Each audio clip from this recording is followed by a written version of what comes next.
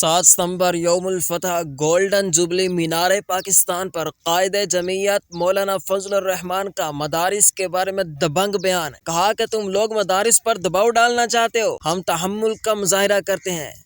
اگر ہم نے فیصلہ کیا خدا کی قسم تم کو ملک چھوڑ کر جانا پڑے گا.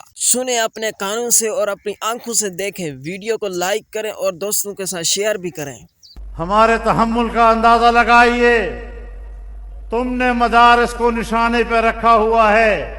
ابھی ہم نے فیصلہ نہیں کیا، اور جس دن ہم نے فیصلہ کیا خدا کی قسم کھا کر کہتا ہوں، اللہ کو گواہ بنا کر آپ سے کہنا چاہتا ہوں کہ ملک چھوڑنے پر تمہیں مجبور نہ کیا تو میں فضل الرحمان نہیں ہوں.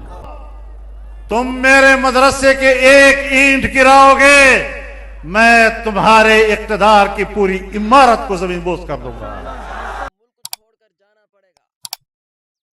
دیکھیں سنیں اپنی آنکھوں سے.